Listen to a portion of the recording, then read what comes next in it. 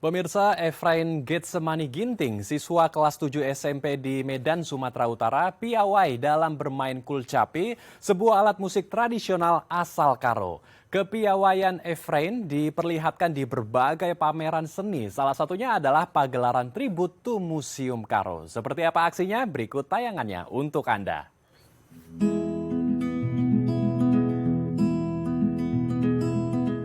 Inilah sosok Efrain Getsemani Ginting, siswa SMP di Kabanjahe, Sumatera Utara.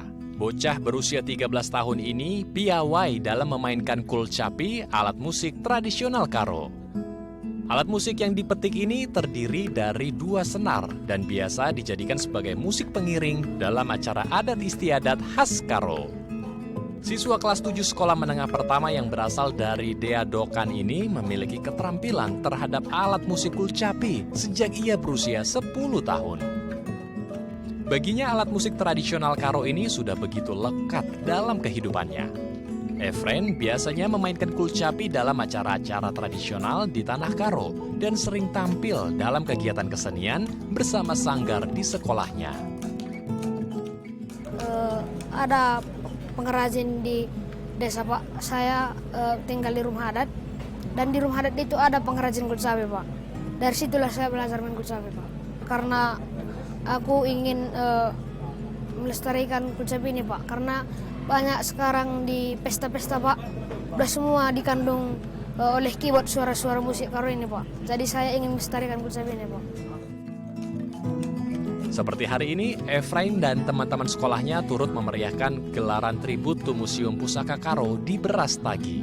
Ia menampilkan pertunjukan musik Karo yang berjudul Semangat Anak Sekolah. Pertunjukan ini menceritakan mimpi anak desa yang berjuang meraih cita-cita setinggi mungkin. Jadi ini momen yang sangat penting, di mana ini akan menjadi pemancing atau trigger bagi mereka untuk semakin mencintai budaya, terutama dengan musik dan tari. Penampilan Efrain dan teman-temannya merupakan hasil didikan Niko Agustin Sembiring, guru yang selama ini melatih di sanggar seni sekolah. Niko berusaha memaksimalkan potensi yang dimiliki Efrain dan teman-temannya. Kalau di sekolah, Pak, untuk Efrain Ginting terlebih dahulu, dia itu mungkin karena dia sudah tinggal di daerah budaya, jadi dia bisa dikatakan multitalenta. Dari segi musik bisa, segi suara, segi tari bisa. Jadi seperti inilah yang kita kembangkan, seperti inilah yang kita butuhkan. Terlebih lagi generasi, apalagi dia seperti masih di kelas 7, kelas 1 SMP, jadi motivasi untuk teman-temannya, seperti itu. Efrain Getsemani Ginting merupakan satu dari sekian banyak generasi penerus bangsa yang berusaha melestarikan musik tradisional di negeri ini. Pasalnya, seni dan budaya adalah aset bangsa yang harus dijaga kelestariannya. Tim Liputan DAI TV. Pemirsa, banyaknya pekerja migran Indonesia yang menjadi korban human trafficking dan korban kekerasan oleh majikannya menggerakkan Ei Suhartati Sastrawijaya untuk membangun Yayasan Banati.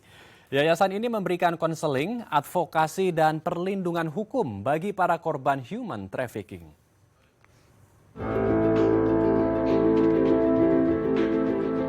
Tekanan kondisi ekonomi dan rendahnya tingkat pendidikan menjadi alasan sebagian besar warga di Indonesia memutuskan menjadi pekerja migran. Salah satunya Adi, warga Cirebon yang bekerja di negara Brunei Darussalam sejak akhir tahun 2021 menjadi seorang pelayan di restoran. Saat bekerja di negeri orang, ia berharap mampu mengubah hidup dan ekonominya menjadi lebih baik. Namun, kenyataannya ia justru menjadi korban human trafficking dan menerima tindak kekerasan oleh majikannya. Merasa prihatin terhadap maraknya human trafficking dan kekerasan pada pekerja migran Indonesia, menggerakkan Ei Suhartati untuk membentuk Yayasan Banati di Cirebon, Jawa Barat. Yayasan ini mendampingi korban perdagangan orang atau korban kekerasan, memberikan konseling, advokasi, pemulihan, serta program pemberdayaan untuk meningkatkan ekonomi warga. Yayasan Banati juga bekerja sama dengan DPP KBP 3 atau Dinas Pengendalian Penduduk, Keluarga Berencana, Pemberdayaan Perempuan dan Perlindungan Anak untuk memberikan perlindungan dan menuntut hukum atas human trafficking yang terjadi di Indonesia. Ya, untuk membahasnya lebih lanjut, kita telah bersama dengan Ibu Eis Suhartati Sastrawijaya, pendiri Yayasan Banati. Kita langsung sapa narasumber kita. Selamat siang Bu Eis, apa kabar? Assalamualaikum Bu. Waalaikumsalam warahmatullahi wabarakatuh. Selamat siang juga, alhamdulillah kabar kami baik. Baru tadi malam sampai dari Bandara Soekarno-Hatta penjemputan dari Brunei. Ada salah satu rumah yang dapat tindakan kekerasan di sana. Kondisi saya kurang baik, mohon maaf. Tadi pagi saya ngisi ceramah agama rutin setiap hari Jumat. Jadi sekarang siap untuk menjelaskan hasil kemarin film dokumenter, oke? Baik, luar biasa sekali ya. Sampai sekarang juga masih terus bekerja. Terima kasih sekali untuk kesempatannya, untuk waktunya telah bergabung bersama kami di Halo Indonesia. Kita langsung saja Bu Eis membahas tentang aksi Ibu Eis dan teman-teman untuk melindungi pekerja migran Indonesia. Tadi di tayangan sebelumnya ada beberapa kisah warga kita yang mendapatkan aksi kekerasan dan juga menjadi korban human trafficking ya di daerah Cirebon warganya ini. Boleh diceritakan Bu, apakah betul klarifikasi saya ini, kalau saya salah, koreksi kalau saya salah pernyataannya, apakah betul di Cirebon ini banyak orang yang menjadi pekerja migran karena lapangan pekerjaan di sana dan upah di sana itu sangat minim sekali sehingga mereka memutuskan baik saya akan menjadi pekerja migran saja untuk mendapatkan ekonomi yang lebih baik daripada saya bekerja di Cirebon. Oke, terima kasih. Yang jelas banyak pengangguran di Kabupaten Cirebon ini ketika dalam satu rumah tangga menganggur semua, maka yang awal menawarkan diri itu istrinya dengan izin suami. Nah, tapi ada juga suaminya yang pergi karena alasan si istri punya anak kecil. Nah, kenapa saya angkat kasus Adi yang korban trafficking itu? Karena korban trafficking ini tidak harus perempuan. Karena korban trafficking ini undang-undangnya itu nomor 21 tahun 2007 yang disebut dengan PT PPO. Jadi Undang-Undang nomor 21 tahun 2007 tentang PT PPO. Yang mana korbannya ini bisa anak, bisa perempuan, bisa laki-laki dewasa juga. Saya angkat Adi kenapa gitu? Karena begitu sangat ngeri ketika datang dari Brunei dengan trauma dan kami memproses untuk traumanya dulu. Tapi kami menawarkan untuk proses hukum, maka Adi siap untuk proses hukumnya karena terlalu sakit katanya di sana itu. Dan ingin memutus rantai tindakan atau pemberangkatan non prosedural atau pemberangkatan dengan ilegal agar tidak ada lagi yang diberangkatkan seperti saya, kata Adi seperti itu bahasanya. Yang akhirnya kami angkat korban traffickingnya laki-laki. Kesatu supaya karena dia berani untuk proses hukum, yang kedua dia begitu semangat ingin memutus rantai dengan tidak ada lagi korban seperti saya. Biasanya kalau perempuan kadang malu didengar orang atau dilihat orang gitu, karena saya tawarkan dulu sama Adi mau nggak kalau di LP-kan si pelaku. Hanya kebetulan ketika Adi mau di LP-kan si pelaku meninggal. Yang akhirnya telat kami untuk meng-LP-kan karena si pelaku, si trafficker ini meninggal. Satu, masih duka cita dengan meninggalnya pelaku trafficking. Karena yang kedua, Lebaran juga, Idul Fitri. Jadi Adi ini sekarang masih proses sering ke yayasan untuk pemulihan trauma. Jadi sekarang begitu sehat sekali. Jadi hari Sabtu tuh besok dengan pengacara akan memusyawarahkan untuk meng-LP-kan si PT. Jadinya awal si pelaku ini langsung ke pelaku, kepala cabang, sekarang ke PT, langsung ke PT-nya. Karena di PT kan tenaganya seperti itu. Baik. Lalu apa tindak kekerasan yang pernah dialami oleh Adi? Dan apa sebetulnya yang membuat Adi menjadi korban human trafficking? Apakah Adi banyak diberikan iming-iming imbalan yang besar tetapi kelegalannya itu tidak ada atau seperti apa, Bu Ais? Oke. Ketika awal Adi ketemu orang ngobrol ngeriung gitu bahwa ada pemberangkatan ke Brunei dengan gaji besar dan kerjaannya hanya sebagai pelayan gitu di kedai gitu kan. Nah, waktu itu Adi pinjam uang sama saudaranya. Saudaranya pinjam uang sebanyak 10 juta untuk biaya pemberangkatan ke Brunei. Nah, sebenarnya walaupun laki-laki itu tidak harus bayar ke Brunei itu. Karena kebetulan tadi malam saya ngobrol dengan seorang majikan yang ada di Brunei, itu kami beli mereka gitu walaupun laki-laki, cuman harganya lebih mahal perempuan. Kalau perempuan itu membelinya itu dengan yang non prosedural atau yang ilegal itu harganya 50 juta sampai 90 juta untuk yang perempuan. Kalau untuk yang laki-laki itu harganya antara 20 sampai 30 juta. Jadi untuk transport dari negara Indonesia ke Brunei harusnya si laki-laki itu nggak bayar karena si majikan sudah menyiapkan semuanya, tiket, visa segala macam. Cuman caranya itu ya non prosedural, tidak ada perlengkapan dokumen. Nah, kemarin sore saya ngobrol dengan agen di Brunei dan salah satu majikan di Brunei, kata majikan saya prosedur yang benar. Ternyata dari Indonesianya ilegal, dari Indonesia non prosedural, tapi di agen Brunei dibuatkan surat-surat antara agen sama majikan. Tapi sebenarnya dia adalah non prosedural. Dan kenapa disebut dengan trafficking?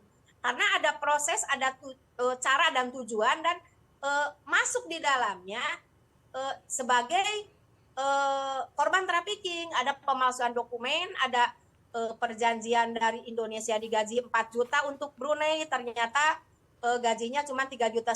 Yang 3,5 juta untuk laki-laki, karena sekarang masih banyak korban di Brunei, itu katanya saya, Bu, gaji 3,5 juta itu dipotong 2 juta selama 9 bulan.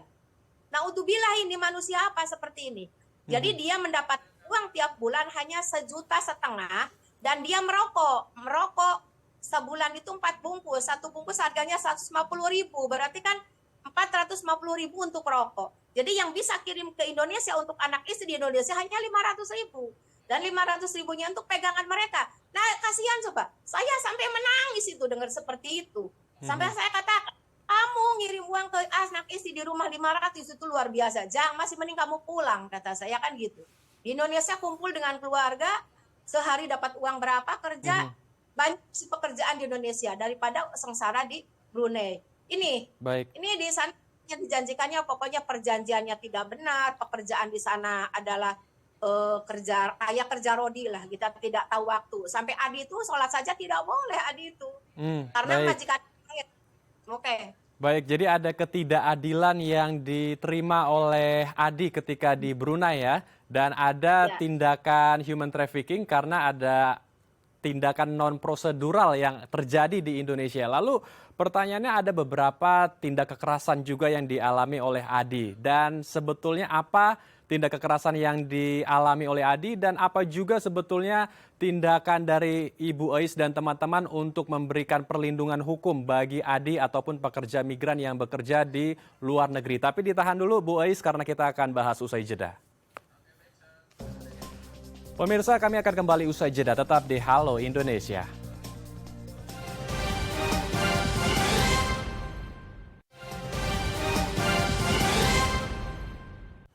Terima kasih pemirsa, Anda masih bersama kami di Halo Indonesia. Kita akan melanjutkan diskusi hangat kita bersama dengan Ibu Ais dari Yayasan Banati. Ibu Ais, melanjutkan pertanyaan saya di segmen sebelumnya. Sebetulnya apa, Bu, tindak kekerasan yang dialami oleh Adi, salah satu pekerja migran kita yang pernah bekerja di Brunei Darussalam? Oke. Ketika Adi bekerja, dari awal itu sudah mulai dengan ketika bahasa itu sangat kasar. Bahasa-bahasa yang tidak pantas itu dikatakan itu sampai ke telinga Adi. Dianggapnya awal oleh Adi itu biasa gitu ya. Ternyata ketika Adi melihat matanya langsung pukul. Ketika Adi ada kata-kata yang sedikit rada melawan itu langsung pukul. ke kepala mukulnya, ke badan, ke semua gitu. Nah, kalau dengan waktu yang sangat singkat, 27 hari kerja di situ, itu pemukulan itu sering dengan bahasa-bahasa yang kotor, yang tidak pantas diucapkan. Nah, yang akhirnya ketika Adi pernah sedikit protes, itu langsung dia disiksa. Sampai di dapur tempat masak itu ada besi panjang, itu langsung dipukulkan ke tangannya Adi sampai meleleh itu kulitnya. Terus lagi dia ditahan sakit-sakit. Kemudian harinya lagi dia pun disiksa karena dia tidak mau membunuh orang itu yang menyiksa, maka dia melemparkan tangannya itu ke tembok gitu sampai tangannya itu sampai sangat sakit katanya. Dan akhirnya si sarafnya itu membengkak. Sampai pulang ke Indonesia itu masih ada benjolan-benjolan itu yang padahal sih diobatin terus gitu kan dengan terapi apa gitu. Tapi bekas-bekas untuk bekas pemukulan itu masih ada sewaktu datang ke Yayasan Banati. Nah, waktu itu kami kan mau ke polisi gitu, yuk periksa aja dulu biar nanti barangkali kita laporan bisa untuk visum et repertum. Cuman waktu itu Adi masih proses pemulihan traumanya. Dia bilang katanya naku. Jadi masih merasa takut. Tapi sekarang ini dia semangat banget untuk bisa, saya mau ke polisi gitu loh. Jadi saya cerita apa adanya dan saya tidak akan bohong, cerita keadaan di sana yang sebenarnya gitu. Dan bukan hanya saya, Bu, yang disiksa itu, dan masih banyak teman-teman saya di sana. Maka saya ingin itu atas nama saya yang dilakukan seperti itu untuk memutus rantai penyiksaan kepada masyarakat Indonesia atau tenaga kerja Indonesia yang ada di luar negeri. Mungkin saja bukan hanya di Brunei, mungkin saja di yang lain, tapi saya ingat bahwa orang-orang Indonesia itu banyak yang karena dia dengan iming-iming ingin bekerja tanpa memikirkan keadaan di luar negeri. Apalagi kalau ngeri kalau sudah penjualan organ tubuh misalnya di sana. Saya ngeri bagaimana keluarganya di sini di Indonesia yang menunggu kiriman, sedangkan dianya sendiri di luar negeri itu sangat sengsara karena saya sering mengurusin yang korban trafficking di Malaysia itu sangat luar biasa sampai pulang ke sini berapa bulan itu meninggal karena mungkin penderitaan di sana terlalu berat. Maka saya inginlah kerjasama untuk dengan semua lembaga, dengan stakeholder, dengan semua ya pemerintahan juga untuk kalau memang tidak terpaksa banget, jangan pergilah ke luar negeri. Kita bagaimana untuk pemerintah meluaskan lapangan pekerjaan atau memberikan pemberdayaan kepada para perempuan, para istri yang bisa membantu ekonomi suami. Saya benar prihatin lah dengan keadaan ini. Sebentar lagi saya sendiri akan berangkat ke Singapura untuk bagaimana melihat di Singapura dengan para lembaga yang ada di Singapura, nanti akan bisa kerjasama. Jadi kalau udah punya jejaring teamwork-nya enak. Jadi kalau ada kasus Singapura bisa kontak Singapura gitu kan. Sekarang kami masih sangat kesusahan dengan kasus yang ada di Saudi Arabia. Dan di sana kan dikorbankan lagi. Untuk Brunei juga belum selesai. Padahal terus terang saja lembaga Banati tidak punya dana dari manapun. Saya hanya dana pribadi yang kebetulan saya penceramah. Tadi pagi pun saya habis ceramah. Jadi saya punya dana untuk kegiatan yayasan. Tapi alhamdulillah, Masya Allah luar biasa. Bahwa saya yakin bahwa Allah Maha segala-galanya. Tidak kekurangan untuk anggaran ini. Baik, jadi yang diterima oleh Mas Adi ketika bekerja di Brunei adalah tindak kekerasan verbal dan juga fisik ya. Dan untuk itu Bu Ais dan teman-teman berempati untuk melindungi orang-orang atau warga kita yang menjadi pekerja migran. Nah, sejauh ini apa saja pendampingan yang Ibu Ais lakukan bersama teman-teman dan bagaimana pula perlindungan hukum di negara kita, KBRI kita atau pemerintah setempat di daerah Cirebon untuk Mas Adi ataupun korban dari human trafficking atau tindak kekerasan bagi pekerja migran kita, Bu Ais? Iya, terima kasih. Kebetulan Ibu pengacara Yayasan Banati ini kemarin Lebaran itu pulang mudik ke Jawa, sudah datang. Beliau adalah seorang doktor dekan juga ya namanya, punya tanggung jawab di universitas di sini. Katanya ada lagi tes apa gitu, selesainya itu hari Minggu. Tapi untuk Sabtu besok akan dipersiapkan untuk di LP-kan besok tuh hari Sabtu. Kemarinnya Adi ketemu dengan saya, datang ke Lembaga Banati, malah udah ceria, ngobrol banyak, guyon segala macam, bisa ketawa apa, bahwa Adi mengatakan saya sudah siap untuk melangkah ke sana dengan persiapan yang dikatakan sama Ibu Eis, sampai suruh ditulis yang inget-inget itu, takut nanti pas di sana di unit PPA atau unit PPA namanya. Unit PPA di Polres itu ada yang lupa, maka sudah disiapkan Bu, ditulis ini yang jelas-jelas saya rasakan di sana, dan saya ingin menuntut keadilan dari perusahaan tempat pemberangkatan, karena saya mengatakan seperti ini. Kalau misalnya prosesnya ilegal, kalau prosesnya non prosedural, maka yang dituntut itu adalah sponsor atau lembaga pemberangkatan dari Indonesia. Tapi kalau itu prosedur yang benar, legal, dan kamu dapat tindakan kekerasan dari majikan di luar negeri, maka kami akan menuntut majikan yang ada di luar negeri. Itu. Jadi kami tekankan kepada semua itu yang pengaduan ke Yayasan Banati, ditanya pertama kamu caranya seperti apa, pemberangkatan ke sana PT-nya PT apa. Terus siapa yang pertama kenal gitu kan. Nah seperti ke Adi siapa yang pertama kenal, masih saudaranya. Terusan lagi ngobrol-ngobrol gitu, akhirnya dengan iming-iming yang menarik, akhirnya berangkat seperti itu. Tapi ya. Terakhir ya, Bu okay. Eis, apa pesan Bu Eis agar warga kita yang ingin menjadi pekerja migran tidak menjadi korban human trafficking di negara lain? Ya, oke, terima kasih. Yang saya sarankan tuh ketika terpaksa harus pergi, harus punya skill. Awal harus mempersiapkan, tanya PT yang bisa memberangkatkan dengan legal gitu kan. Dengan legal dan datang ke Dinas Tenaga Kerja, biasanya ada minta kartu kuning atau apa gitu kan. Dengan prosedur yang benar. Nah, dengan mempunyai skill persiapan pelatihan di PT-nya itu pasti ada gitu, supaya kita ini punya keahlian. Kita datang ke luar negeri punya keahlian, saya yakin sudah punya bekal ketika ada masalah apa-apa dan tahu caranya harus bagaimana, seperti itu. Kalau memang itu terpaksa harus pergi. Tapi kalau masih di Indonesia kita bekerja, mencari uang, bisa kumpul dengan keluarga, nggak usah pergi. Itu yang saya sampaikan. Yang jelas, pertama mungkin saya pesan kepada perempuan se-Indonesia, negara Indonesia, bawa nama baik negara Indonesia, bahwa seorang perempuan harus punya katakanlah kalau harga diri ya harga diri lah gitu. Kita tuh harus punya skill, harus punya tata krama, harus punya wibawa, punya power gitu. Untuk para laki-laki juga namanya demi kewajiban kepada keluarga, oke, pergi kalau terpaksa, tapi yang legal, yang prosedur benar. Baik, jadi yang pertama itu adalah kita harus memiliki keahlian atau skill. Yang kedua adalah kita harus detail dalam mengecek semua kelegalan surat-surat ataupun sebuah perusahaan ya. Baik, terima kasih Ibu Eis telah bergabung bersama kami di Halo Indonesia. Salam sehat Bu Eis, Assalamualaikum. Waalaikumsalam warahmatullahi wabarakatuh. Salam kembali buat semuanya.